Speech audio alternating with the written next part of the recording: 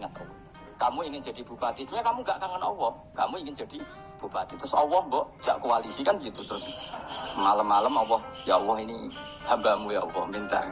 Sebenarnya kamu kangen Allah apa kangen keinginan kamu? Ya sudah, ini kayaknya kok banyak yang tersindir, tapi ini kan ngaji. Yang ngaji itu harus naik kelas. Inna wa satuna wa ta'ala yumsiku iku ngeker sapa Allah. Saya ngendhalekno sapa Allah samawati ing pira-pira langit wal ardo lan ngendhalekno bumi. Allah itu yang mengatur, mengendalikan langit dan bumi antazula supaya untuk orang aslek apa langit dan bumi tidak bergeser atau tidak gugur atau tidak jatuh, orang aslek. Ayam na'u itu saya nyegah sapa ta'ala guma ing samawatan arat minaz zawali saking zawal, saking aslek, rojo aslek bergeser. Wala in zalata in amsakahuma min ahadin min ba'di. Wala in zalata umpama aslek apa samawatan arat utai lam iku lamu kosam enam kosam. Wa la in zalata in amsaka mongko ora iso nyekel huma ing samawatan arat yumsik tegese ora iso nyekel huma ing samawatan arat sapa min ahadin sapa wae min ba'di sanging saliyane Allah siwa uti saliyane Allah. Kalau langit dan bumi itu aslek atau runtuh, tidak seorang pun bisa menahannya. Innahu satamna. Kenapa sekarang belum runtuh? Innahu satamna Allah iku kana ana sapa haliman dat sing akeh apiane. Mafuran tenaga nyepuran. Misalnya kita kiri kobil kufari yang dalam ngakhirno siksane pira-pira wong kafir. Wala in sudin wa aqsamu billahi jahda aymanihim la in ja'ahum nadhirun la yakununa ahda min ahdal umam. Falamma ja'ahum nadhirun ma zadahum illa nufura. Wa samulan padha sumpah sapa kufar Mekah kufaru Mekah zaman iku billahi atas nama Allah jahda aymanihim lan banget sumpah kufar. Manane ghaya tasbihatim tegese banget kelimake sumpah kufar fi yang dalam aiman sumpah. Mereka bersumpah muni ngene la in ja'ahum umpama lamun teko hum ing kufar Makkah sapa nadhirun rasulun ayakunun aibine bakal ana sapa kufar Makkah iku ahda iku luweh entuk petunjuk min ihdal umami dibanding umat-umat sing wis ana. Mereka bersumpah dari kafir Mekah kalau kita punya rasul pasti lebih mendapat hidayah daripada Yahudi Nasrani min ihdal umam ayil Yahudi disang Yahudi wan Nasara lan Nasrani wa khairuhum lan yaitin Yahudi Nasrani ayy wahidatin tegese dine salah siji min hasangking ikilah umam. Lamar au semangsane padha ngerti sapa kufaru Mekah minta ketiba ding saking oleh ngorono sebagian Yahudi Nasrani badan sebagian.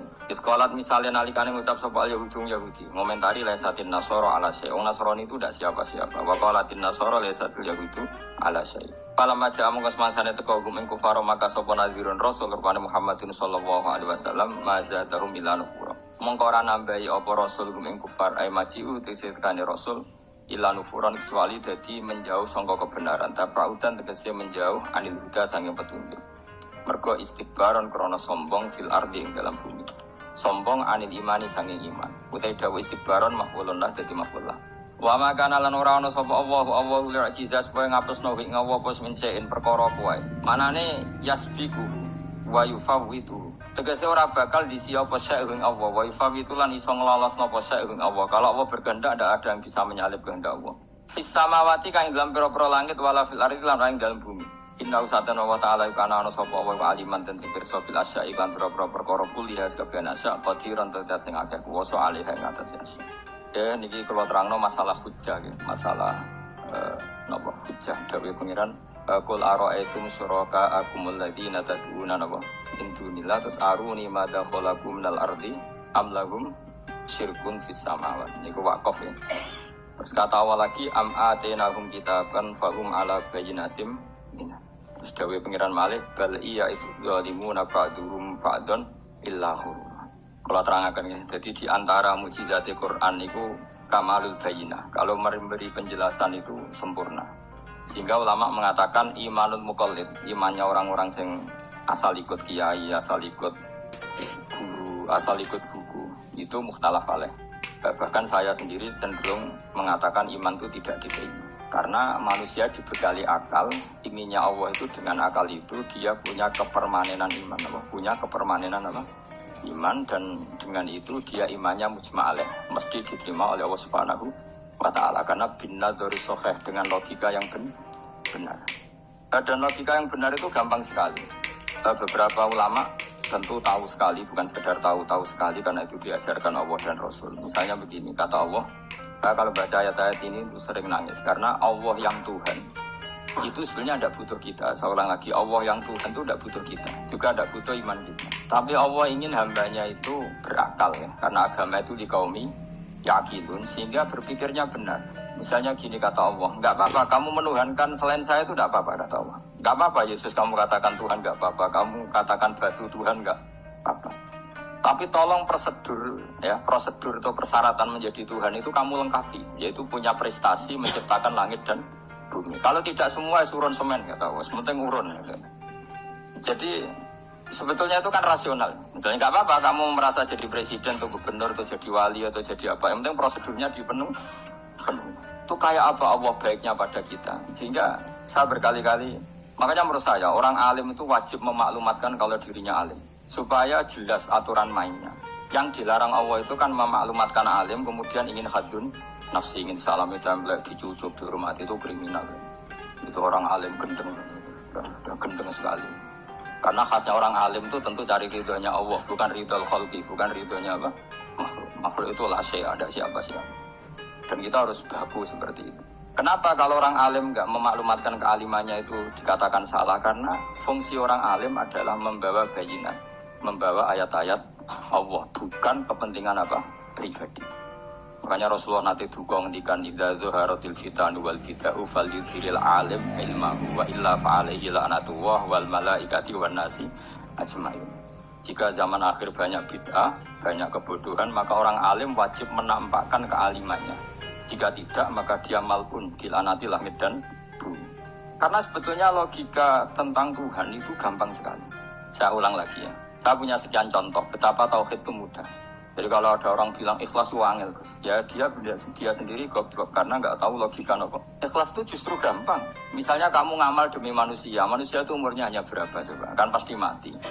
Lalu kalau dia mati tidak berkutik, bagaimana Anda bersandar sama seseorang yang mati dan tidak berkutik? Sama-sama bersandar sama zat sing al-hayyul qayyum, sama zat yang abadi. Kamu latih terus akal kamu. Misalnya saya punya jamaah banyak, mereka itu kan nggak jelas surganya. Kok harap-harap syafaatnya piye? Soalnya jamaahku mungkin rokok kabeh. Kan nggak mungkin nyafaati saya. Atau mereka mlebu swarga kabeh, wis do sibuk kelon dewi dadari. Mungkin ya ndak ngurusi saya. Jadi dua kemungkinan itu sama-sama ndak ngurusi saya. Mlebu rokok ya rasa nyafaati kan mlebu swarga. Do sibuk napa? Melani bidadari karena trauma di bocah lek melarat macam-macam. Sehingga kiainya aja wis ora takok Gus kok nang ndi sesuatu takok. Seribet deh, no. Nah tentu saya juga sibuk sowan pangeran sudah. Saya itu makom saya sudah sibuk sowan pangeran. Kue pesta seks yang kula sowan pangeran. Baik swargami wayate pokoke inna ansa'na gunna napa? Insa'a faja'alna gunna. Apa karo bar kelon dadi prawan neh berarti keloni berarti. Seribet.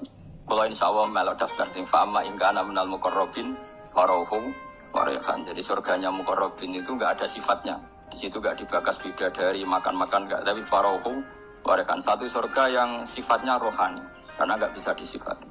Tapi saya daftar di situ ya hanya beberapa jam, baru itu gak bungkon. Sama aneh kok, taruh rasanya mengayu juga keberatan. Ya tapi saya tentu punya dua kelas, ya, punya kartu premium dan ekonomi. Saya enggak tertarik lah daftar yang premium, dok nanti repot loh. Saya itu sering nangis kalau baca ayat seperti ini. Bagaimana Allah yang Tuhan, kemudian tidak butuh Bapa. Tapi Allah saking baiknya itu membuat tatanan logika kita. Saya tidak akan bosan-bosan sampai sowan Allah. Bahkan andaikan saya masuk surga dengan paham ini, saya milih paham ini. Karena paham ini itu menguntungkan agama. Li'ilai kalimatillah. Sementara masuk surga itu hadun nafsi. Banyak ulama mengatakan, kenapa Anda tidak ingin mati? Padahal Anda mati masuk surga. Katanya, saya takut kehilangan momen sujud. Karena sujud adalah hak Allah. Sementara surga itu hakun nafsi. Keinginan saya. Tentu saya mendahulukan hak Allah ala hakin nafsi. Itu makam-makam yang... Dan itu nggak bisa kamu copy paste. Orang yang pada kelasnya akan merasakan seperti itu. Dan kamu tidak perlu minat, malah paham. Jadi sudah, dengar saja. Apa? Dengar saja. Begini misalnya. Saya berkali-kali bilang. Kenapa ulama dulu, saya ini kan di Sarang juga ngajar tauhid dulu, saya ngajar kubrul yakinian di beberapa madrasah, termasuk di Sidogiri saya juga ngajar tauhid. Di sini saya ngajar tafsir, tapi yang saya titikkan juga tauhid. Begini, saya hidup di dunia ini terutama saya memang ingin menerangkan tauhid, bagaimana Allah menerangkan. Begini, Jubair bin Mut'im, saya tidak bosan-bosan cerita ini. Jubair bin Mut'im itu termasuk Dahiyatul Arab, cerdas-cerdasnya orang Arab. Dia ditunjuk sebagai negosiator untuk membebaskan Asra Badrin, tawanan perang Badar yang kalah dan ditawan Rasulullah dan para sahabat. Kemudian harus ditebus dengan uang. Oke, disepakati. Terus singkat cerita Jubair bin Mut'im itu datang ke Madinah. Dulu karena tidak ada hotel, tidak ada penginapan, ya memang nginepnya orang musyrik itu di masjid. Ya sehingga itu lazim saja. Kamu tidak usah jadi liberal kemudian bilang musyrik boleh di masjid, tidak perlu seperti itu. Kamu juga gak perlu goblok mengatakan gak ada ceritanya orang musyrik nginep di masjid, karena ya ada tarikhnya seperti itu. Jadi tidak perlu goblok, ya gak perlu liberal. Paham ya? Kalau kamu bilang wah, nangono wong musyrik oleh nginep di masjid, kamu liberal. Padahal konteksnya dulu memang nggak ada hotel. Tapi kalau bilang nggak sama sekali juga goblok, karena sejarahnya pernah ada. Milih di goblok apa liberal?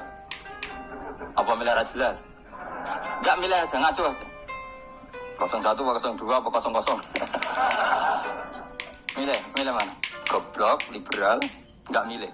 Nah, ketika Jubair bin Mut'im itu datang, lala Nabi itu sholat maghrib ngimami. Nabi baca surat Wattur wa kitabim mastur fi rohim mansur wal baitil ma'mur. Kemudian di pertengahan surat At-Tur itu kan ada ayat yang menurut saya itu sangat bagus. Hingga di kamar saya, di rumah saya itu tak figur ayat itu. Bahwa kita harus dilatih berpikir. Kata Allah memulai argumentasinya, am khuliqu min ghairi syai'in. Apakah kejadian alam raya ini seisinya tentu diciptakan tanpa sebab. Misalnya begini, alam raya ini kata orang nihilisme atau komunis atau orang-orang paham nihilisme, itu kan dimulai dari ketiadaan. Nah, ini kan goblok sekali. Berarti kalau alam ini kadung wujud, kamu kan tahu kan langit bumi sekarang kan wujud.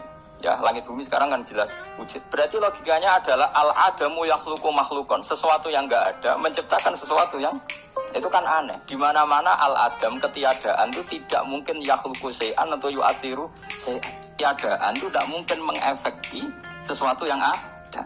Wong kamu sebut tidak ada itu berarti tidak mungkin bisa berbuat apa. Kamu namanya tidak ada. Sekarang alam raya ini dimulai dari ketiadaan. Terus kamu simpulkan sesuatu yang enggak ada menciptakan yang ada. Itu gendeng apa enggak? Gendeng sarap ya. Orang usah dipatahin wong gendeng. Sebarno mau mati dewi. Jadi makanya Quran menanyakan mereka, am khuliqu min ghairi syai'in. Apa alam yang kadung wujud ini kemudian disebabkan oleh sesuatu yang tidak ada? Lalu kalau sesuatu yang ada pasti diwujudkan oleh yang ada. Nah, karena yang ada ini pencipta harus berstatus super. Nah, super ini oleh ulama disebut wajibil wujud. Maka Allah bersifat super, wujud yang paling prima, yang kausa prima. Karena pencipta tentu kelasnya harus di atas yang diciptakan. Makanya disebut, ulama dulu menyebut Allah itu apa? Wajibil wujud. Karena pencipta tentu lebih dahulu. Maka harus disifati awal atau qadim. Awal atau qadim. Kayak apa Allah mendidik kita? Am khuliqu min ghairi syai'in. Terus Allah bilang gini, ya gak apa-apa, yang menciptakan gak saya, gak apa-apa kata Allah. Tapi amhumul khaliqun, kamu saja yang menciptakan, gak apa-apa. Tapi syaratnya kalian juga harus merasa pernah ikut menciptakan langit bumi. Am khalaqus samawati wal ardh. Jadi, enggak apa-apa kamu merasa Tuhan, enggak apa-apa. Yang penting kamu merasa ikut nembok langit, ikut ngecor apa? Langit. Ya pokoknya ikut bikin. Terus kata Allah, bala yukinun, kamu tak suruh merasa menciptakan langit bumi, kamu juga enggak merasa iya. Memang ya mereka merasa enggak kan? Akhirnya Jubair bin Mut'im saking enggak kuatnya. Am khalaqus samawati wal ardh bala yukinun amin daum khusus. Sama Allah dibombardir seperti itu. Dia datangi Rasulullah, ya Muhammad, logika itu tidak meninggalkan akal saya. Matarok tali aktinasian. Akal saya habis Muhammad. Saya iman saja. Saya tidak cukup punya logika untuk melawan argumentasi ayat yang kamu baca. Saya iman saja. Terus iman. Makanya kalau ada logika nihilisme bahwa sebelum alam ini adalah ketiadaan, lalu pertanyaannya bagaimana mungkin ketiadaan menciptakan yang ada? Di mana-mana ketiadaan itu la yu'athiru syai'an wa la yakhluqu syai'an. Jenenge wae tiada. Tiada itu ya enggak ada fungsinya, ya enggak ada efeknya, enggak ada prestasinya. Ya pokoknya namanya enggak ada ya enggak ada. Nah, ini penting saya utarakan. Terus di sini Allah mengulang lagi, enggak apa-apa yang lainnya kamu katakan Tuhan jadi mitra saya, enggak apa-apa. Tapi tolong kata Allah, aruni madza khalaqu minal ardi, tunjukkan ke kami prestasi dia ikut bikin bumi. Kita tahu misalnya Yesus, Isa lahir di bumi. Bumi sama Yesus dulu mana? Dulu bumi, dia lahirnya di bumi. Lalu dia melata di bumi, jalan-jalan. Kemudian dia mengatakan ini bumi Tuhannya saya. Jadi bumi kok enak, bisa aku sih. Tua aku sih, bodoh-bodoh pengenan aku dong. Lebih apa? Tua. Jadi Allah itu gampang sekali. Nah sekarang orang iman itu kuwajo semua. Makanya ada wali-wali.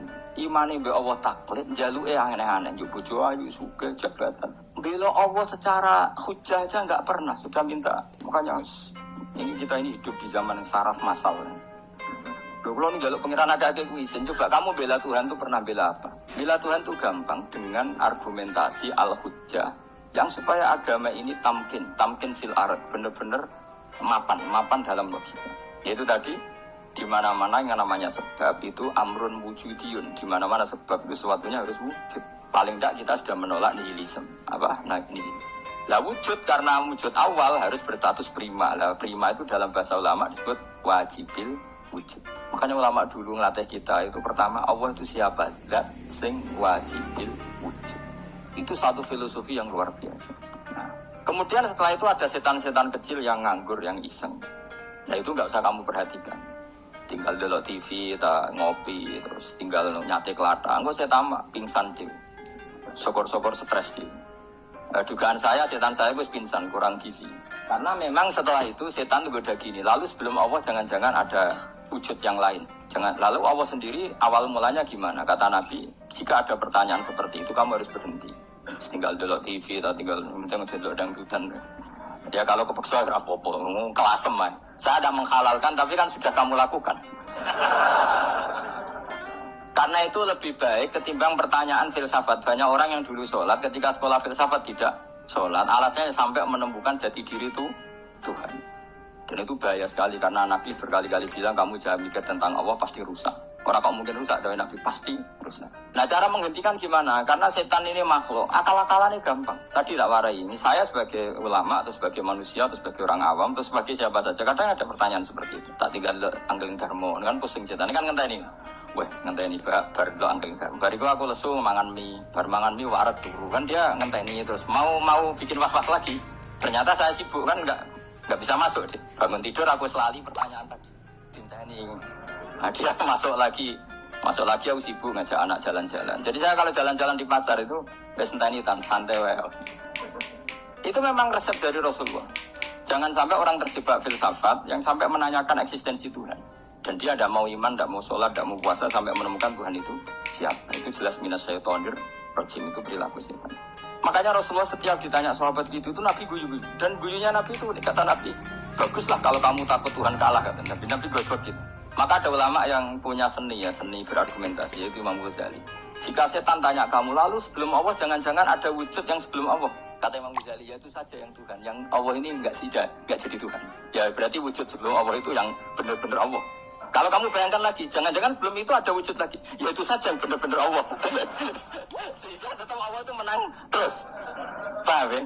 Yang jelas jangan sampai didahului Adam. Karena kalau didahului Adam lebih ngeri lagi. Karena sesuatu yang enggak ada menciptakan yang ada itu lebih buruk lagi menurut akal. Menurut apa akal? Nah, daripada kamu enggak salim Imam Ghazali, tinggal saja ndelok tadi ndelok sinetron. Itu yang lucu-lucu aja. Tidak sing lucu-lucu. Ndelok apa mencari Tuhan. Pokoknya saya aneh-aneh, saya mau goblok-goblok, saya lucu-lucu. Saya perane wong apa? Saya sering diprotesi saya. Gus salim jenengan kok sering ndelok sinetron sing ana dialog wong goblok-goblok. Wong goblok itu menarik, Doro. Apa ya?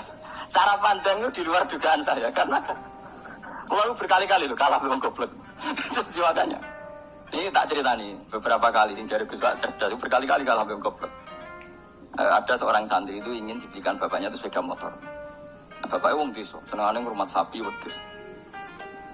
Lah menurut saya ya orang tuanya itu mampu lah, sangat mampu untuk beli.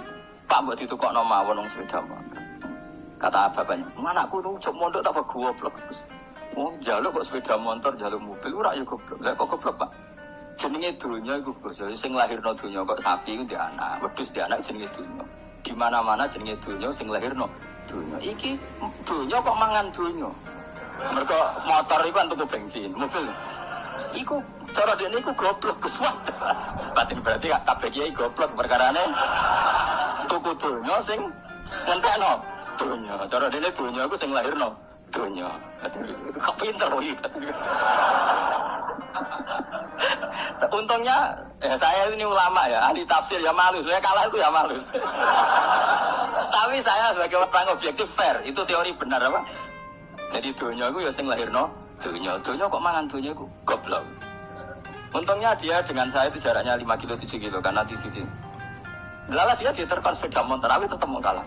Pak, nanti jalan kaki saja. Karena kalau pakai motor ini kegoblokan kata saya. Terus mendingan nih, loh Gus mau kalah tadi.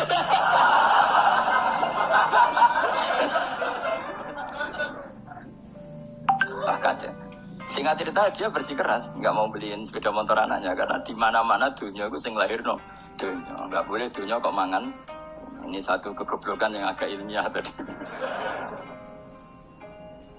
Nah, Imam Asy'ari juga ngalami hal yang sama. Imam Asy'ari itu punya, kita kalau ahli sunnah kan 2 partai. Ya, dalam ahli sunnah itu hanya ada 2 partai juga. Kalau nggak Asy'ari ya Maturidi. Dan sama-sama alim. Ya kalau terpaut ya paling 5%, 7% kealimannya Asy'ari dan Maturidi. Imam Asy'ari itu bikin logika yang jelimet seperti saya sekarang ini. Logikanya yang jelimet, tapi permanen. Jadi yang saya ajarkan tadi itu logika yang jelimet tapi apa? Permanen. Karena tadi alam raya ini kadung wujud. Kalau kadung wujud pasti pewujudnya. Yang menciptakan wujud pasti adalah kewujudan. Karena al-adam la yu'athiru syai'an. Di mana-mana kenihilan tidak yu'athiru syai'an. Ya sepakat ya, gampang kan? Tentu wujud ini prima disebut wajibil wujud. Lalu Imam Asy'ari itu bersikeras. Kalau imanul muqallid itu tidak diterima. Sebanyak keberatan ulama, tapi Nabi nyatanya yaktafi bi imanil Arab al-khalina anin nadzur. Nabi nyatanya mencukupkan imannya orang-orang Bedui yang mereka itu kayaknya tidak bisa mikir. Ya, Nabi yaktafi bi imanil Arab itu wong desa al-khalina anin nadzur yang mereka itu tidak bisa apa? Ingat cerita Imam Asy'ari survei. Coba ayo kita tanya orang-orang kampung. Ternyata kegoblokan orang kampung itu ya ilmiah, masyhur itu. Imam Asy'ari saja harus belajar dari wong awam, wong goblok-goblok. Kita kok ingin ya Badawi bima arafta rabbak. Kowe kok iman be Allah itu bima arafta rabbak. Lalu kamu tahu Tuhan kamu atas nama apa? Dengan logika apa? Jawabnya enak. Al-ba'ratu tadullu 'alal ba'ir wa atharul aqdam yadullu 'alal masir. Anggere ana tletong ya ana ontane. Anggere ana bekas delamaane wong ya ana sing bar liwat. Jadi misalnya ada bekas teracak anjing, berarti anjing habis liwat. Ada bekas apa ular ya berarti ular harus liwat. Ada bekas teracak manusia ya berarti manusia habis liwat. La wa hadzal alam atharun min athari qudratillah. Alam iki bekas mesti ana sing enggak. Jadi Mas Ari pinter juga, mesti logikanya gak jelimet tadi. Agar ana tletong, ana sapine. Ana teracake wong berarti ora sing bar liwat. Dia ngomong gampang wa atharul aqdam ya dulu alal masir. Nah, terus Imam Asy'ari habis itu ngendikan, ya sudahlah dengan logika apa saja. Meskipun karena zori hadal Arabi sebagaimana cara berpikir Bedui ini, sementing ada apa ada ya natur apa saja. Misalnya orang ahli matematika mungkin bilang angka dimulai dari 1. 0 itu akal-akalane Khawarizm. Mereka ini kebingungan nulis 10. Tapi tetap angka itu dimulai dari 1. Kalau misalnya 1 untuk mecah kesulitan ya harus dimulai 0,1. Tidak bisa 0 tok. Jadi 0 dulu itu untuk mematahkan kalau jumlah itu tidak sampai 1. Tapi faktanya jumlah itu kan pasti 1 karena dimulai dari wajibin wujud. Khawarizm itu ya pintar matematika, saya juga punya ilmu hisabnya Khawarizm. Itu kan dia karena kebingungan angka pecah. Misalnya 1 udah sampai 2, mau tidak mau ditulis 1,5 misalnya. Paham ya? Lalu kalau sebelum 1 tetap dia harus 0,5. Lalu hakikat 0,5 itu kan bagian dari wujud apa bagian dari Adam? Tetap bagian dari wujud. Jadi 0,5 itu kan khayal kuliah. Tak warai ya. Mungkin saya ada ahli matematika ala wong kampus, tapi saya tahu kan ala Islam itu lebih gampang. Misalnya gini, sesuatu itu kadang kamu putuskan itu satuannya 1. Tentu ketika separuh kamu katakan baru separuh. Tapi sebetulnya ketika satuan itu kamu katakan 10, yang separuh itu sudah 5. Itu kan terserah sing bagi, apa? Terserah sing bagi. Ya iya dong, misalnya 1 juta, 5-nya artinya apa coba? 500.000 kan. Sekarang kalau 100.000, 5-nya jadi berapa? 50. Kalau 1,5 jadi. Nah itu kan terserah satuannya apa? Tapi tetap dari 0,5 itu tetap menunjuk sesuatu yang wujud. Yaitu 5-nya sebetulnya apa? 5 yang separuh tadi. Paham sih kalau maksud? Tetap nggak bisa sesuatu dimulai dari apa? 0. Nah, makanya kata Abdul Hamid Khan kalau dalam Meditasi Tauhid itu gampang saja tadi. alam raya ini kadung maujud. Kalau kadung maujud pasti disebabkan oleh sesuatu yang wujud. Karena wujud pencipta harus berstatus prima. Lah prima ini atau premium ini kita sifati wajibil wujud. Atau kamu katakan apalah kausa prima atau musabibul asbab. Nah kelirunya kita dalam berislam itu, kritiknya para ulama, kita ini nyebut Allah dulu baru menceritakan status Allah. Kalau zaman Nabi itu dibalik. Status wajibil wujud itu kita terangkan dulu, baru yang oleh Islam itu namanya Allah. Paham ya? Kan beda, misalnya gini logikanya gini, kamu ketemu orang ateis, saya ulang lagi, kamu ketemu orang ateis, terus kamu ditanya, lalu alam ini yang menciptakan siapa? Allah Jalla Jalaluh. Mesti kan tanya, man huwa Allah itu siapa? Kalau dulu Islam mengajarkan kayak gitu. Surat pertama turun apa coba? Iqra. Iqra itu gak nyebut kata Allah. Iqra bismi rabbika. Rabbika itu siapa? Alladzi khalaq. Sebutlah nama Tuhan. Yang berhak menyandang Tuhan adalah zat yang pencipta. Itu tidak ada kata Allah. Di surat Mudatsir, surat kedua.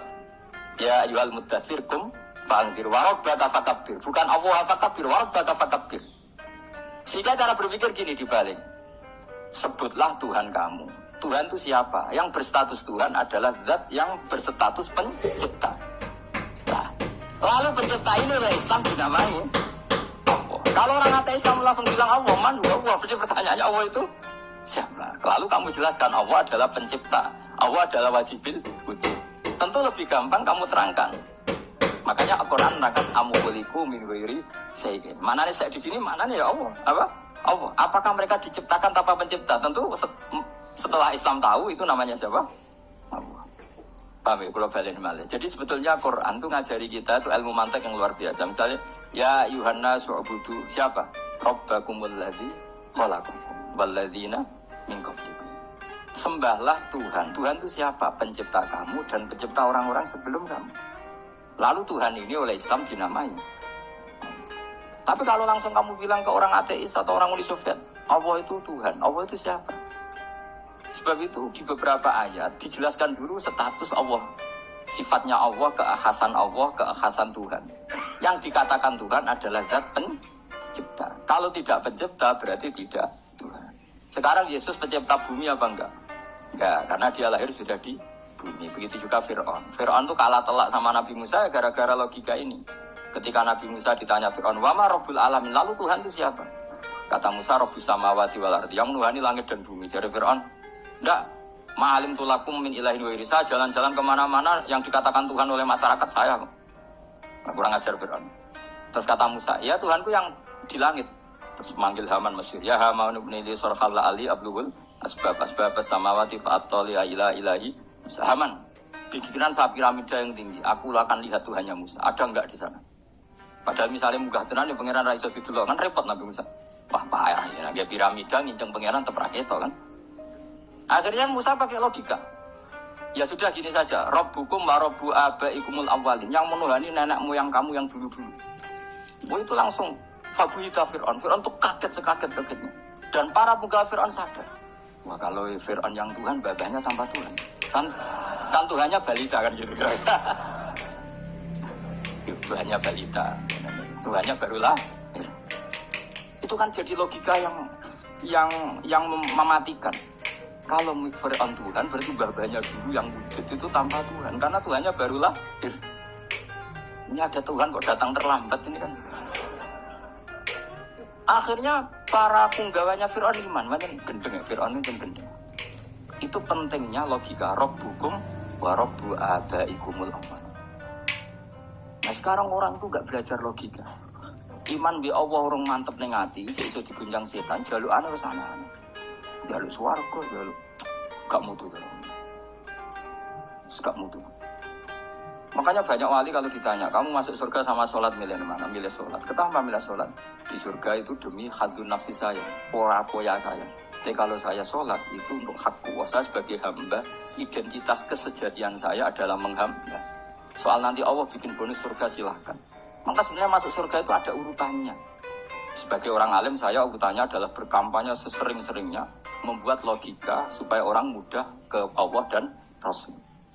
Makanya di Quran tuh gak ada orang disuruh masuk surga dulu itu ya Tuhan nafsul mutmainnah irji'i ila rabbiki. Kamu kembali ke Tuhan kamu dulu. Bahwa kamu makhluk yang butuh Tuhan. Fadkhuli fi ibadi. Kamu masuklah berstatus hamba dulu. Kesetatusan Anda sebagai hamba ini matangkan dulu. Bahwa saya ini hamba. Dibuktikan dengan suka sujud, suka ngamal, suka sedekah, suka tawadhu.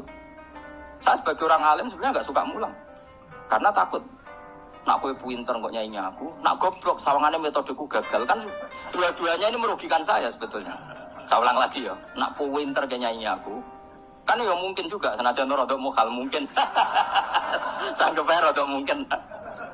Pemane nak sing ndik kan yo, biasanya hasud wong ndik. Semua itu sebenarnya rugi semua, tapi Allah yang memerintahkan hak wong alim kudu mulang. Perhitungan itu tak buang semua. Sing ape nyanyi iki monggo, sing tetep goblok ya. Monggo, semoga Allah ngutus mulang ya napa? Mulang. Meskipun tadi potensinya itu dua-duanya buruk, sing alimnya ini. Kemudian nak mubalek terus didol ilmu kurang atau royalti tambah parah lagi. Nah aku nggak pakai logika kelas, pakai logika selesai semua. Ya disuruh Allah ya sudah. Saya ulang lagi ya, makanya saya minta ya, surat Tur itu dibaca. Makanya baca Quran itu jangan terlalu egois, jaluk swarga. Statusnya dulu itu fadkhuli fi ibadi, kehambaan Anda posisikan yang mantap. Lagi wadkhuli jannah. Sekarang enggak dibalik, orang ini masuk surga dulu. Kayak surga di kapling. Terawih arang-arang kowe jaluk Lailatul Qadar. Lailatul Qadar wis kliwat. Wingi wis Dzulhijjah wingi ben. Sebagian ulama berpendapat Lailatul Qadar itu fi kulli sanatin. Apa fikuli?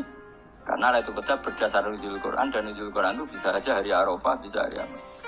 Ada ulama mengatakan Ramadan, tapi bisa tanggal 1. Nah, kamu kan pemalas ikut yang partai 21, 23 karena kan wis akhir-akhir kan wis enteng. Sebenarnya ada milih 21 berdasar ilmu apa berdasar enak lanak terbatas waktunya kan. Kan lebih sempit toh? Lebih apa? Sempit.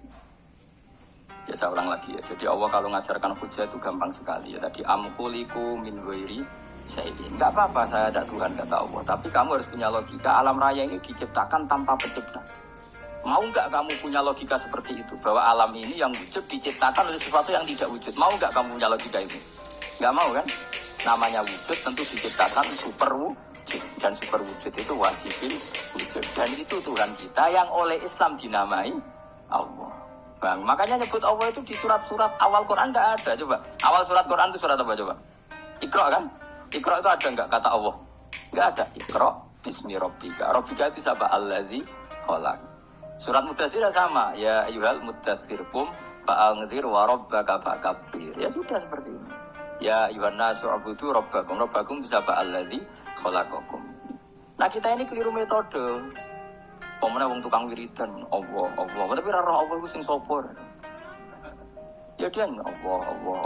Dia nyifati Allah mau sing ngekeki swarga, sing ngekeki duwe, sing ngekeki widadari. Jadi Allah disifati sesuai selera yang menguntungkan dia.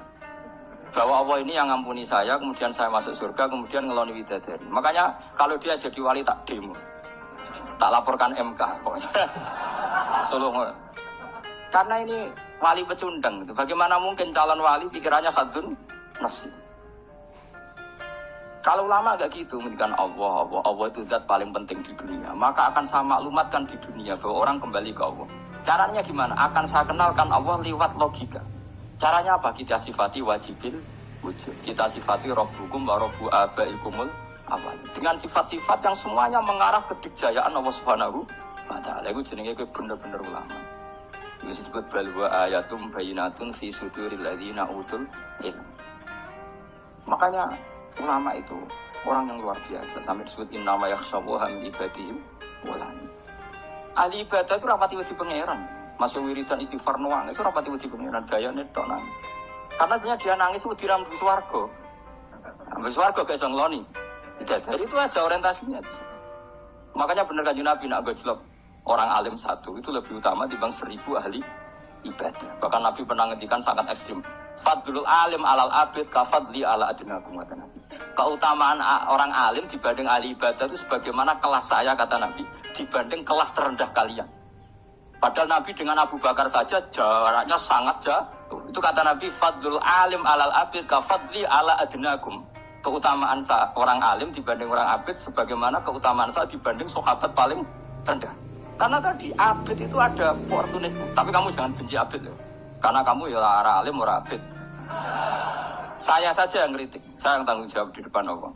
Orang abid itu kadang kan wiridan nganti nangis, pikirannya apa coba? Wis rasakno mesti apa wiridan pikiran aja. Di sepuro dosane, terus apa kan? Mlebu swarga, terus apa kene swarga? Aku takon. Saya aku takon ayo sing mlebu swarga apa kegiatan? Rencana pertama ya, Om. Wis gak usah munafik biasa wae. Mau inna ansa'na apa? Insya Allah kalau ada jujur apa jujur. Bandingan kalau orang alim. Orang alim itu ketika nyebut Allah itu iri ya Allah. Kenapa di dunia ini ada makhluk lain yang menandingi engkau? Saya tidak ridho. Kenapa di dunia ini ada syarik orang yang dimitrakan seperti engkau? Maka orang-orang alim ini ingin memaklumatkan bahwa la syarika lak labbaika wa humalab baiklah syarika lak innal hamda wa ni'mata laka wal mulka la syarika lak. Sehingga para nabi itu memaklumatkan itu. Engkau saja yang Tuhan ya Allah. Semua nikmat dari engkau, semua kepemilikan ini milik engkau. La syarika lak baik. Dimaklumatkan ke dunia. Innal hamda wa ni'mata itu dimaklumatkan. Enggak ada kepikiran mereka masuk surga. Karena mereka ingin memaklumatkan bahwa Allah ini yang Tuhan. Sama tak ceritani Nabi Ibrahim jadi Khalilur Rahman, rumang samu kakan wiridan kaya enggak. Wiridannya Nabi Ibrahim sama-sama mungkin banyak sampean. Karena sampean banyak kepentingan tadi. Wali-wali dulu kalau wiridan itu enggak sebanyak sampean, enggak. Tak jamin enggak. Pemenang motor lelo yang 10.000 enggak biasa wiridan. Tapi khosyahnya sama Allah luar. Pertama Nabi Ibrahim diangkat jadi khullah. Khullah itu ya Khalilur Rahman. Itu dia wiridannya gini. Ya Allah, innahu la yahzununi alla ara ahadan fil ghairi ya'buduka wa alla ara ahadan fil ardi ya'buduka ghairi. Sama saya hafal tadi. Memang saya hafalkan. Ya Allah, saya ini susah sekali. Kenapa zat sepenting engkau kemudian yang menyembah engkau hanya saya? Ini tidak fair. Makhluk yang enggak penting saja punya umat. Makhluk-makhluk yang enggak penting aja jadi pusat perhatian. Misalnya artis atau presiden atau gubernur atau tokoh top. Semuanya jadi presiden, padahal semuanya itu makhluk yang enggak sepenting engkau. Ini zat yang sepenting engkau, kemudian yang tahu kalau engkau penting hanya saya, ini tidak fair. Nangis.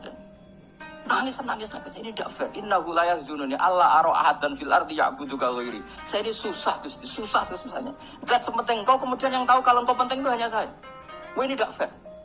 Nah, coba kalau orang mencintai sesuatu kan gitu. Misalnya kita bojo ayu, kemudian wong liya kabeh darane elek, mangkel ora? Mangkel enggak? Kamu beli Alphard.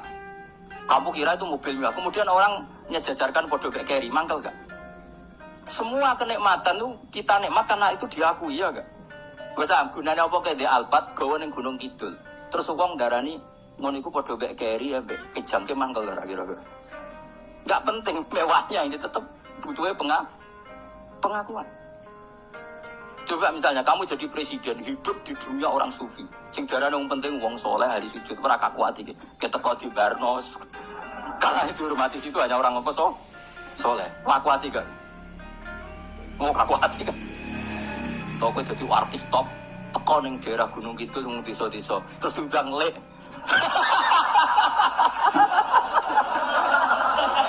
Oh, mangkel kae. Le bayang yo.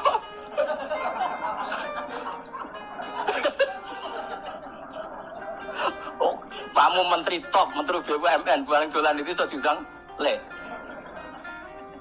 Matus walang le ngono. Semua aja. Karena orang keren itu butuh pengakuan apa? Meski misalnya di bojo ayu terus wong yo kabeh darane eleke mangkel enggak. Sebetulnya orang merasa nikmat itu karena pengakuan. Bayangkan andekan orang itu melihat Alphard itu tidak wow. Orang punya Alphard gagah enggak? Oh enggak gagah. Kalau orang lain enggak bilang apa? Oh. Dia mau misalnya di Gunung desa terus orang desa nganggep gak model tepak terus saya mau pada numpang wedhus kula angsal Pak. Kagak itu. Habis kan. Makanya branded itu harus dimaklumatkan. Itu bayangkan Nabi Ibrahim. Zaman itu ada Raja Namrud yang dipuja-puja, ada orang kaya dipuja-puja. Kemudian engkau yang Tuhan, pemilik langit bumi, enggak ada muja-muja engkau ini enggak fair ya Allah. Nangis. Orang kok eling pangeran saja, swarga Gusti. Dasar gak bakat wali. Terus saya itu pernah kangen Nabi Ibrahim itu sampai nangis dan itu saya tidak berdoa. Semua yang terkait Nabi Ibrahim itu saya baca. Mulai surat Quran, tafsir tentang itu. sampai saya dikudiro di Tegir Allah pernah ziarah ke makamnya Nabi Ibrahim. Itu saya hampir gak pernah doa. Saya iseng. Ya karena tadi ketika Nabi Ibrahim nangis-nangis gitu, ya Allah ini tidak fair. Engkau zat terpenting di alam raya ini, kemudian gak ada menuhan dengan engkau, gak ada merhatian sama ini, tidak fair. Susah sekali, karena yang tahu engkau Tuhan itu saya toh. Masyhur itu sama Allah. Karena Ibrahim nangis-nangis itu, terus sama Allah diterbangkan ke langit. Disebut wagadah alikaduri Ibrahim malakutas sama Allah. Di langit ada jutaan malaikat sujud, jutaan malaikat ruku, jutaan malaikat baca tasbih. Nabi Ibrahim oke, Gusti kalau gini ya, dan ini baru benar kata-kata.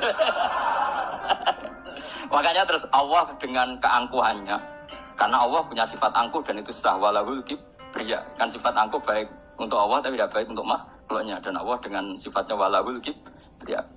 Kata Allah, kalau nasihati para nabinya, kamu tidak usah susah jika di bumi jarang orang nyembah saya. Innalladzina 'inda rabbika yusabbihuna lahu bil-laili wan nahar wa hum la yas'amun. Kamu tenang saja. Orang yang di sana di langit-langit itu maksudnya para malaikat itu bertasbih siang dan malam. Wa hum la yas'amun, dan mereka tidak berhenti-henti, tidak bosan-bosannya bertasbih. Jadi Nabi itu baru terhibur kalau yang diidolakan itu keren. Itu Nabi, itu wali kutub, itu wali. Kamu enggak nyebut Allah itu. Sebenarnya kamu kan gak ingin kan bangun malam ingat Allah, berhubung utamu aja.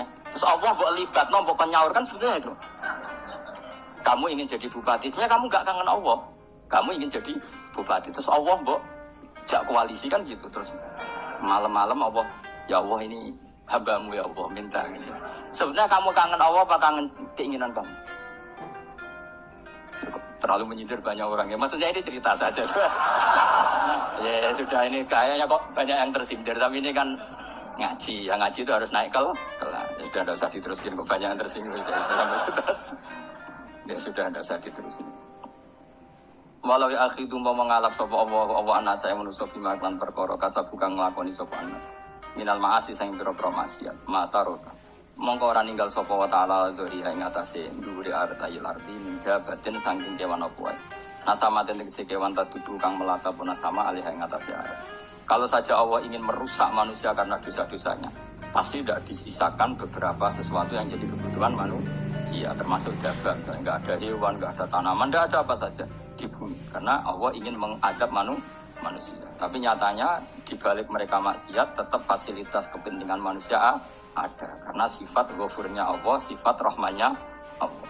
Walakin yu akhiru tetapi ini ngakhirna sapa wa kuming wong akeh ila ajalin temeka maring batas misaman kang mesti tentono. Ayo mil kiamat titik dina kiamat. Faida ja mongko nalikane teko apa ajalurum ajale wong akeh fa inna wa. Mongko satuna wa taala iku kana ana sapa wa ibadi kan kaulana wa basiran dan sing mirsani. Fa ijazi mongko males sapa wa ing wong akeh ala amali ing atase wong ngamale wong akeh. Carane ngemalas Allah tentu profesional atau prosedural fi isabatil mukminin kelawan ganjar wong mukmin wa iqabil kafirin lan nyiksa wong kafir. Bismillahirrahmanirrahim. Surat Yasin Makkiyah, tentu surat Yasin Makkiyah. Au illa qaulahu, maksudnya Makkiyah bangsa periode zaman Rasulullah tesih teng Mekah. Au illa qaulahu kecuali dawuh Allah taala wa idza qila lahum anfiqu alayat niku.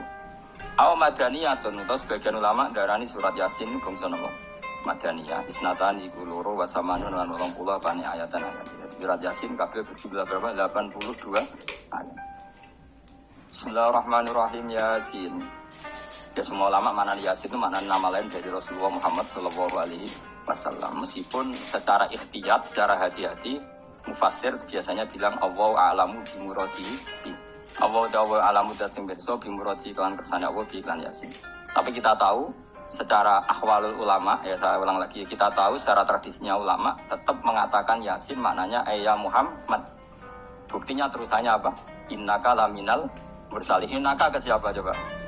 Ke Nabi kan, Nabi Muhammad. Berarti Yasin wahai Muhammad kamu adalah mursalin. Apalagi ada istimal yang sudah konsensus seluruh dunia. Misalnya sholatullah salamullah ala toha rasulillah, sholatullah salamullah ala Yasin habibillah. Jadi makanya saya berkali-kali bilang, saya pernah ngisi pengajaran tafsir di Madura juga bilang gitu. Ada disiplin ilmu tafsir dan itu kadang ketatnya ikhtiyat. Ikhtiyat itu hati-hati. Sehingga tetap bilang Allah alamu bimurati kita. Tapi meskipun demikian, ada konsensus masif dari para ulama yang menggunakan Yasin Toha itu untuk Rasulullah Shallallahu Alaihi Wasallam. Karena secara siakul kalam pasti demikian. Misalnya di juz 16 ya, surat Toha itu ya 16 ya. Toha, ya Muhammad, ma anzalna alaikal Qur'ana litasqa. Coba kalau Toha ada artinya Muhammad, lalu siapa yang ada kata ma anzalna alaika? Apa? Coba sekarang Toha ganti ya Muhammad kan pas ya Muhammadu ma anzalna alaika al-Qur'ana litasqa. Jelas ya? Secara siakul kalam Toha menunjuk siapa? Muhammad, karena tulisannya coba ya. Toha diganti kata Muhammad. Ya tentu diganti secara mana? Ya Muhammadu ma anzalna alaikal Qur'ana litasqa. Yasin juga ganti aja. Ya Muhammad, demi Quran yang hakim, innaka ya Muhammad laminal mursalin. Sehingga meskipun mufassir secara disiplin ikhtiyatnya, kehati-hatiannya bilang innaka laminal apa? Awa alamu bimuradihi bidzalik, tapi secara ahwalul ulama tetap Toha dan Yasin adalah ismun min asma'i Rasulillah sallallahu alaihi wasallam. Kayak tadi apa? Salatullah salamullah ala Toha Rasulillah, salatullah salamullah ala Yasin habibillah. Jelas ya, jadi antara istimalnya ulama itu beda dengan keikhtiyatan mufassir. Dan tentu kita milih yang istimalnya ulama, karena itu lebih gampang supaya kata alaika khitab itu kena apa? Kena mukhatabnya siapa? Terus ketiga kata Ibnu Jarir atau Bari, gak mungkin Allah mengkhitobkan sesuatu dengan sesuatu yang gak bisa dipahami. Karena orang Arab dan zaman itu paham Yasin adalah Rasulullah, Toha adalah Rasulullah, sehingga ada khitab. Buktinya orang kafir zaman itu gak pernah menyoal gini. Muhammad katanya Quran itu indah, mudah dipahami. Ternyata ini adalah lafaz-lafaz yang kita tidak paham. Nyatanya orang kafir tidak gugat seperti itu. Itu menunjukkan bahwa penggunaan Toha dan Yasin adalah ma'ruf dan difahami. Paham? Jelas ya? Dan soal nanti ikhtiyat, ya ikhtiyat saja kita ikhtiyat. Paham ya? Tapi tetap difahami apa? Tetap difahami. Buktinya jelas kan Toha ma anzalna alaika. Berarti diganti saja apa? Ya Muhammad ma anzalna alaika al-Qur'ana litasqa. Bukan jelas ya. Wal Qur'ani demi Qur'an al-Hakimi kang bijak. Ail muhkami tegese kang kuat utawa kang kukuh. Kukuh maknane indah, diaji binas ni kelawan keajaibane susunan wa fadil ma'ani lan keindahane makna. Innaka satamne sira ya Muhammad wa Muhammad lamnal mursalin setengah sangking wong sing diutus. Sungguh termasuk wong sing diutus Allah. Ora sekedar diutus ala siratin kowe ngatasi jalur to dalan mustaqimin kang jejeg. Muti alai mutalikun ta'aluk bima para kobra kang sedurunge iki dawuh. Ayatoriqil anbiya itu kese kowe iku sesuai dalane para-para nabi kobra kas sedurunge sira. Maknane tariqil anbiya ya tauhid itu kese tauhid wal dalan petunjuk. Bataki itu kenau kiti bil kosami klan kosam wa khairi lan liyane kosam rod dipun olak likul kufari marang sindape wong kafir lagu maring nabi wong kafir komentar ning nabi napa lasta mursalah Muhammad iku ra rasul. Terus Allah jawab innaka laminal mursalin. Tanzilal azizi kang kowe iku dadi rasul mergo untuk turunan untuk keturunan Quran sing aziz sing tanzilal azizi kang Quran iku dadi sesuatu sing diturunno Allah sing aziz. Timul kihi dalam kerajaan Allah ar-Rahimi kang welas ikhol kihilan makhluk Allah. Utai lafat tanzil khobar mutatair khobar mutatair. Ya karena Imam Suyuti baca tanzilu sehingga dia terjep nyamuk. Tapi kira kita kan baca apa? Tanzila. Makanya saya berkali-kali ngaji itu sama guru Imam Suyuti, dia itu bacanya tanzilu, makanya dia nerkep jadi khobar. Sementara kira kita tanzila, maka kita nerkep jadi maf'ul mutlaq. Paham ya? Makanya kamu gak usah bingung. Iki kok jadi khobar padahal macamnya tanzil. Itu orang bingung bergerak paham pilihannya lurus banget. Ya. Jadi yang jelas Imam Suyuti itu kadung milih rofa, makanya dia nerkep khobar. Paham ya tanzilu, makanya dia nerkep apa? Khobar. Kalau kita baca kan tanzila, maka itu maf'ul mutlaq atau nyimpan kata abdal. Ayil Quran itu kese Quran. Khobar mubtada'in muqaddarin. Apa sing kang aran tanzilul aziz ya Quran tentu Quran. Quran itu tujuane ditungdira supaya ngekeki peringatan sira bil Quran kauman ing kaum muta'alikun bitanzil. Maung sira kang ora dikeki peringatan sapa abahum bapak-bapak wong akeh elam yung daru. Tegese ora dikeki peringatan sapa akeh di zaman fatra ing zaman. Ya jadi Quran itu gunanya ya membuat logika yang benar supaya orang itu menghindari kesalahan. Jadi menakut-nakuti itu kalau nggak harus tentang neraka. takut dari kesalahan, takut dari kebodohan. Kan kita juga takut kan punya pemimpin yang salah, takut punya kasus, takut kepleset. Ketakutan tidak harus dari neraka. Makanya saya berkali-kali bilang, saya sering duduk dinasihati Mbah Mun, kena alim, ojo sering baca tafsir, mari goblok dari Mbah Mun. Maksudnya mari goblok itu gini, mufassir itu manusia, kadang dia itu satu ayat umum, dia mendiktekan ke satu kasus, padahal kasusnya lebih umum. Makanya berkali-kali sama nani umpomong ini, contohnya ini, karena nanti itu mengikat. Misalnya gini ya, saya ulang lagi ya, dan gayamu kayak wong alim. Ini insya Allah barokah sekali. Tapi rasa Arab-Arab Lailatul Qadar biasa wae. Ora kelas e, wis ben sing tok Lailatul Qadar ben wali-wali wae, kene entuk cipratane wis nek cukup. Lha wong trawe arang-arang yo njaluk. Iya kalau kita mintanya dianggap minta, kalau dianggap ngelama. Coba andekan kapasitas Anda itu RT, minta jadi presiden itu ngelama apa doa? Tidak jawab saja. Ngelama. Jatah kamu untuk adab, kok jaluknya Lailatul Qadar ini ngelama apa Anda? Mestinya jalukmu orang untuk adab itu bagus sih. Paham ya? Banyak ulama diajak istisqa gak mau. Banyak itu ulama. Ayo istisqa kita karena sudah lama gak hujan. Kata ulama tadi, jatah kita ini kena hujan batu dari langit. Gak hujan batu sudah bagus, gak usah minta. Ulama itu macam-macam. Rai-rai ini ki fantasi untuk Lailatul Qadar atau adab, ayo jawab. Ayo. Orang untuk adab itu bagus. Yo, jadi dongane ya Allah. Ampun jenengan siksa la tu akhidna. La tu akhidna maknane njuk Lailatul Qadar apa ora disiksa. Ya makam kita itu masih Rabbana la tu akhirna. Iku supaya gak disiksa innasina waqtuna kalau kita salah. Kowe kan gak kalau. Gua sudah salah. Jadi donga innasina waqtuna sange apikane pangeran wae ditambahin. Kalau kita salah. Kalau kita kan sudah ada kalau lagi sudah. Sudah jelas salah berkali-kali lagi. Kowe wong diisin. Lho lak jalur Lailatul Qadar gak diisin. Tapi oleh yang pangeran apian, pangeran kan, tapi misalnya pangeran ora aku, luwe apian timbang aku, jadi soalnya disahno permintaan, tapi gak dikabulno. Mau disahno, tapi rasa apa? Disahno itu iman jalin dan goblok dia menang, macam-macam. Makanya doa paling fair itu ya, Rabbana dzulamna anfusana wa lam taghfir lana wa tarhamna lanakunanna. Makom kita itu di sepuro pangeran. Sing bener donga wong tarawih lho ning Tuban ning Jogja bener Rob. Apa innaka afuwun karim tuhibbul afwa fa'fu anna. Ora ana guru-guru kita donga ya Allah anilna lailatul qadar ya Allah. Ka ora sarahku iki kita ora ana ngajarno ngono ya Allah innaka afuwun karim tuhibbul afwa fa'fu anna. Jenengan kandat sing kathah nyepurane lan seneng nyepuro pun jenengan sepuro. Iku bagus itu. Lailatul qadar gresuk ndok srengenge. Terus delok angin. Angger angan daerah gunung itu banter terus ana-ana. Gue wong tahu diri, maksud gue dia tetap minta Lailatul Qadar tapi tahu diri. Misalnya suwe bersodako, poso bersolat 1000 rakaat, terus utang si sahur, sampai 10 togo sing buat dolimi dan di 10. Pas gue tenan, mereka ngerasa ora dolim, untuk Lailatul Qadar. Tapi kira ngerasa ora dolim, gue ujug sombong. Wong sombong kira berhak meraih. Terus dia gue biasa wae, biasa. Makom kita ora kena adab itu sudah luar. Ora penuh adab iki. Wis ngene iki luar biasa, no? Luar. Mun nang andel kula, wis ngene iki keadaan seperti ini terus. Soale dongane wae Rabbana la tu'akhidna in nasina wa akhtana. Jadi itu sudah luar.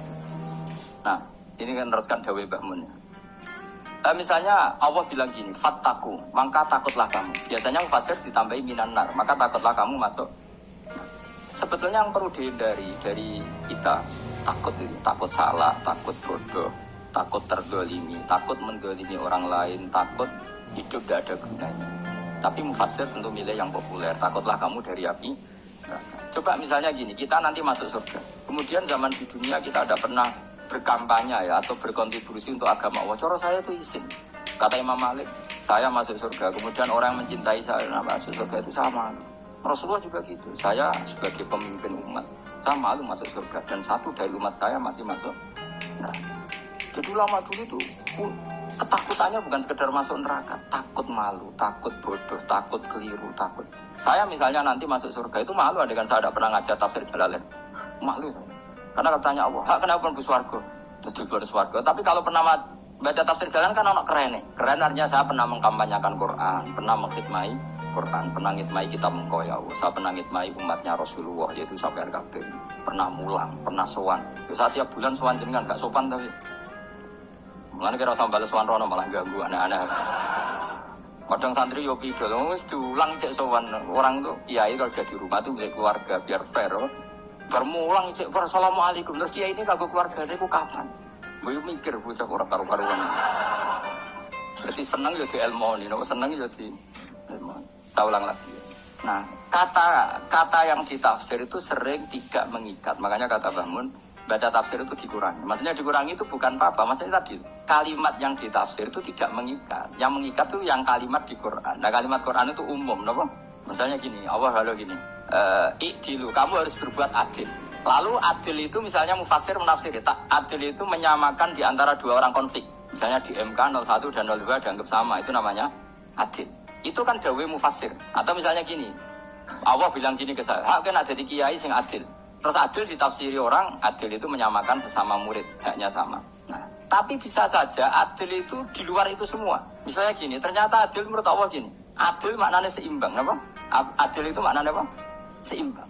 Lalu keseimbangan seorang hamba adalah dia ingat Allah lebih banyak. Karena ini bandul yang benar-benar nyata. Allah itu nikmatnya nyata. Sehingga ketika saya sebagai orang alim ingat saya alim itu karena Allah. Dikasih ilmu Allah, dikasih cerdas Allah, dikasih semuanya dari Allah. Sehingga saya itu tidak merasa kumuluhur pada kalian karena semua ini dari Allah. Kemudian Allah sendiri yang memerintahkan, ya, kamu harus mengajar. Maka saya ada arep-arep salam templek sampeyan, penghormatan sampeyan, apresiasi sampeyan karena saya hubungannya hanya dengan Allah Subhanahu wa Ta'ala. Itu namanya adil, meletakkan sesuatu proporsional. Itu juga adil. Makanya seseorang itu enggak bisa dikatakan abid selagi belum tahu kalau ibadahnya minallah. Jadi misalnya ke ibadah tok, ternyata kamu yakin itu ibadah kamu, amal kamu itu belum abid. Abid hakikat adalah alhamdulillah alladzi hadana li hada wa ma kunna linahtadiya laula anda tahu. Ketika kita sujud yakin ya Allah alhamdulillah jenengan menakdir saya sujud. Saya sholat alhamdulillah engkau menakdir saya sholat. Sehingga minallah dulu pikiran itu semua kebesaran kemendahan ini minallah dulu. Baru setelah minallah kita yakin billah. Setelah billah juga yakin ilallah. Misalnya gini ilawah itu. Setelah saya ngajar tafsir Jalalain, kepentingan saya satu, hamba-hambanya Allah menjadi tambah mencintai Allah. Tidak mencintai saya, enggak penting zaman mencintai saya. Makanya Imam Syafi'i tiap ngajar bilang begini, waditu annal khalqa ta'allamu hadzal ilma wala yahmadunani. Saya senang kalau kalian belajar fikih sama saya, tapi kamu enggak usah muji saya. Jadikan fikih ini alat taqarrub kamu kepada Allah. Itu namanya minallah wa ilallah. Itu adil.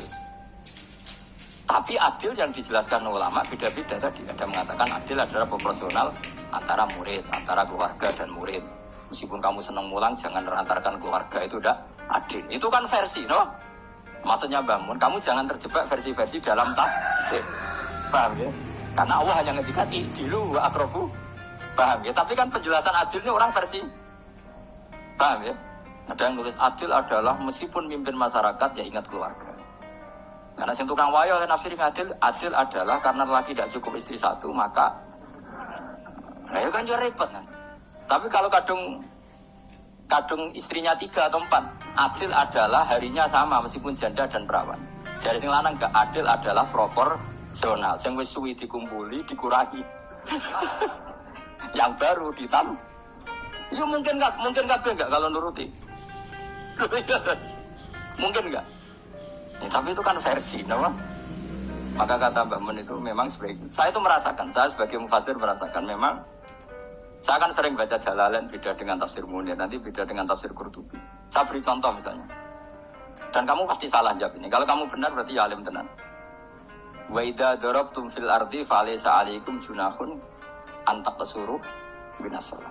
Orang kalau pergi itu boleh enggak ngosor salat? Enggak, jawab saja. Boleh kan? Ngosor salat itu apa?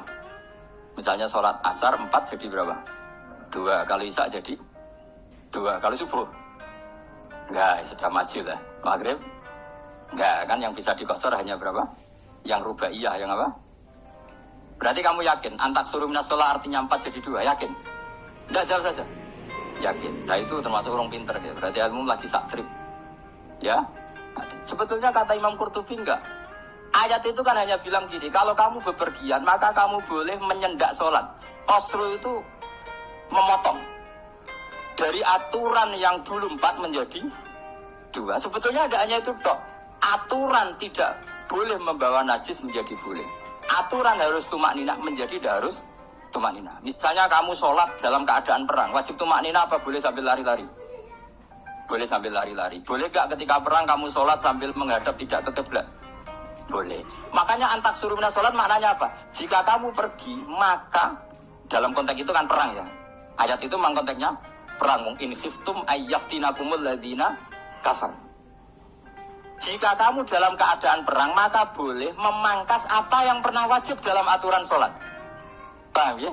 4 menjadi 2. Keharusan menghadap kiblat menjadi tidak wajib. Membawa najis sholat sah enggak? Enggak kan? Tapi kalau dalam perang, kemudian pedang kamu ada najisnya, boleh dibawa enggak?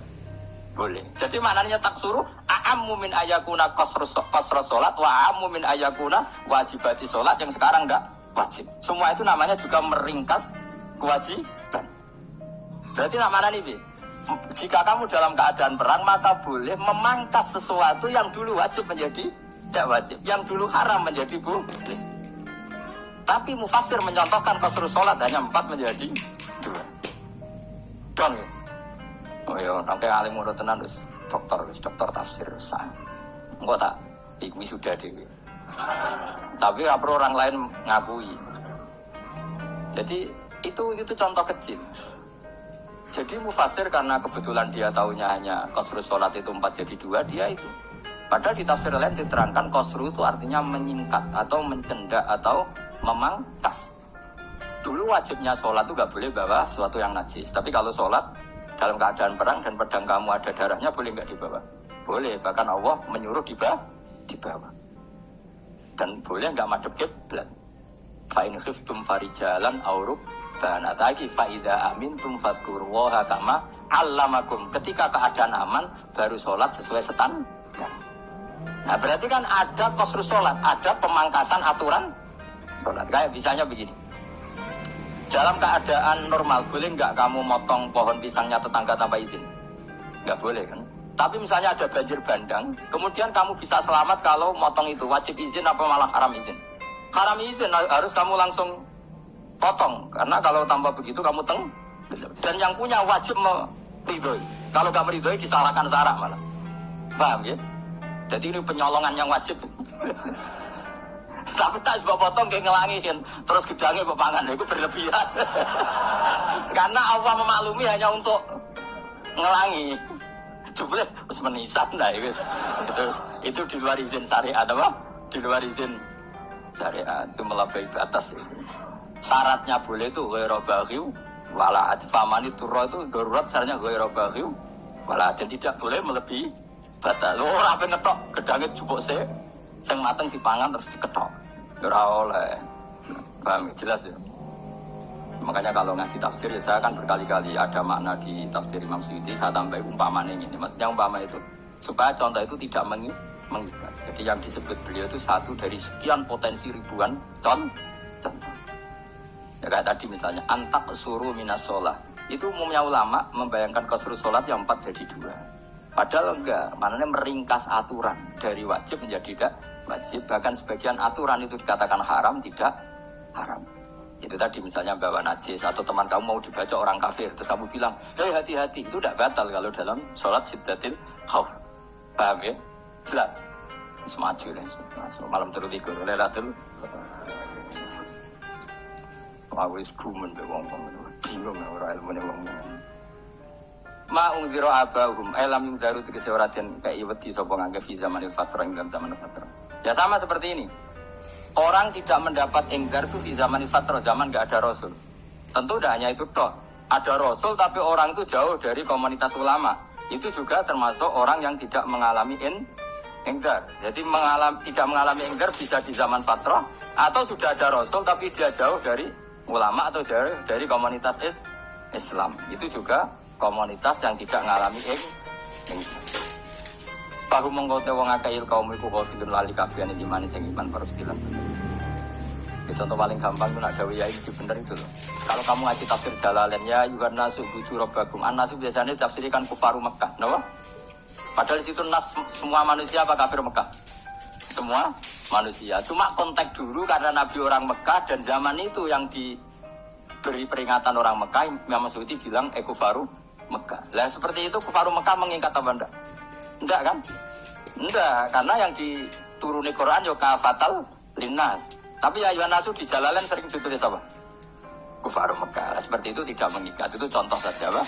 Contoh saja dalam konteks zaman itu. Paham ya? Jadi banyak, makanya tafsir itu enggak ngikat. Ya tapi yang ngomong gitu harus orang alim. Kalau kamu yang ngomong malah kacau. Kemudian yang ngomong sombong, Mas itu kan manusia, saya juga manusia. Ngapain saya harus ikut? Ya syarat gitu. Ora, sombong syarat, no? Sombong syarat. Lakot hakko teman-teman paham, lakot hakko teman-teman nyata pak alkohol wa potita. Wajib berarti wajib mana nyata al-aksari. Yang atas saya agak-agak biladab. Lakot hakko teman-teman jadi nyata pak alkohol wa potita anane adam. Wajib berarti wajib apa adab al-aksari biladab. Bahu mengkode wong aja lah ini ora iman sopong agak. Il aksaru dikisi udah agak wong ora iman. Zaman iku man. Ya, maksudnya zaman itu, tapi jemben kebuatan ngerti. Tapi yang mungkin batu Isa itu semua orang iman, tapi ya banyak yang laiman itu tidak bermanfaat lagi karena wes nabo matahari terbit dari nabo barat. Hinala yang fau nafsan imanu alam takun amanat mingkok. Inna catam neng senu jalan neng senu anabi. Ing dalam gulu-gulu neng mengakai tak kaya akhlalan ing belenggu. Biayu doma kabar bian tu doma kabar sentol ya dewi. Kumpul no ideha maring anak opalai di tangan. Di anak gel lah karena satu negel iku yajmau so ngumpul opal gel aliada ing tangan gak unuk maring keger maring nopo gulu-guri itu jenis unuk. Wong Arab nak darani kene ku unuk, nak darani kene ku nakher. Ya jare wong Arab ya kene ku unuk, kene ki nakher. Lah belum nih tangan ditakok teng nopo? Nopo? Gulu. Nopo jenenge cidok niku cidok niku tengi buri. Kaya mengkote tangan ilai di kumas muatun ting kumpulno idal atkoni maring dagu, ini gitu jenis dagu jam udakonin, waya mustama ulahyan kumpulnya dua dagu atau dua wang, nak cuma nanti baru mengkota mengakeh mukmahuna iku jadi bunder sopong akeh, mana nih Rasulullah ngangkat mengakeh usaha mengsirai mengakeh, lastatiu na ora iso mampu sopong akeh khodoh eng ngendekno rukus, mana dia maksudnya wah kau tahu mutamsilun bayangan, mutamsil gambaran, lalu kalau kumpul ulama rian.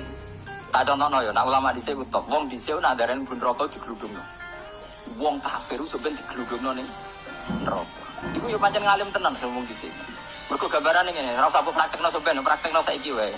Nak praktekno sampeyan ke sampeyan mlebu neraka. Dadi ngeten wong nak lungguh kene, wong Arab nak darani iki ason-ason. Terus ngeten. Ngeten. Niki kan niki jenenge dengkul. Dengkul itu kena dagu, terus tangan kena cito. Dadi jadi uang wis dalam keadaan bunder, paham ya? Nah malahnya malaikat kan nyaduk terus gludung-gludung itu, paham ya? Jadi mereka itu, napa? Dengkul nempel dagu, paham ya? Tangan nempel jidok, terus ditaleni, paham ya? Terus ya karena gludung, malahnya wong kuno nadane bunder apa itu? Benar, kita bayang dosa iki, sebenarnya rasa, gak usah melebu maksudnya, paham ya? Malahnya apa melayu serai iso, posisi ngono, paham ya? Sebenarnya rasa delok, maksudnya praktekno saiki. Orang delok. Lah dawuh Imam Suyuti wal muradu te kang den kersane iku anagum sak temne wong akeh la anu nek ora tunduk sapa ngakeh limane mari iman.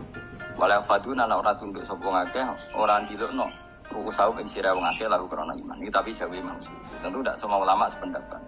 Jadi cara Imam Suyuti semua yang dikatakan Quran ini mutamsil. Artinya mereka tidak tunduk, maknanya tidak menerima iman.